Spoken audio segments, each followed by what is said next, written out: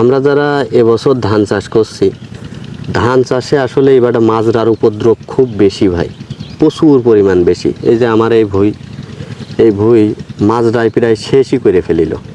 এখনও মাজরার উপদ্রব খুব আছে। ধানের গোছে যদি নাড়া দিই তে মাজরা মানে ফড়িংয়ের মতো, ইসির মতো, পদ্মার মতো উড়িয়ে বেড়াবে না।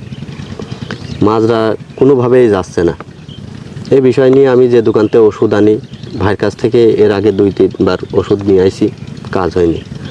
আমি গিয়ে বললাম যে ভাই, এবার আমার ওষুধ, এমন একটা ওষুধ দেবেন যাতে অবশ্যই কাজ করে, অবশ্যই আমার মাজরায় কাজ করতে হবে।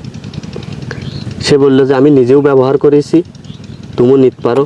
সেজন্য আমার এই যে ওই ওষুধের পরামর্শ দিল, এম গোল্ড ক্যারাইটে। এটা 1 ঢবে 2 মুটকি এম গোল্ড। এটা হচ্ছে গিয়ে আপনার যে এই যে 16 লিটারের যে ঢব, এই ঢবের 2 ঢব করতে বললো যে এরপরে মাজরার বাপ পর্যন্ত চলে যাবে।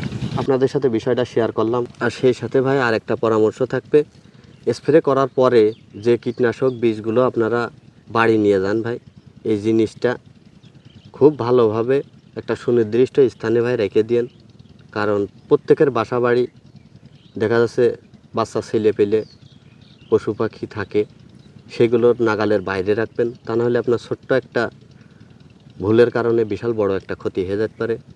ধন্যবাদ সবাইকে।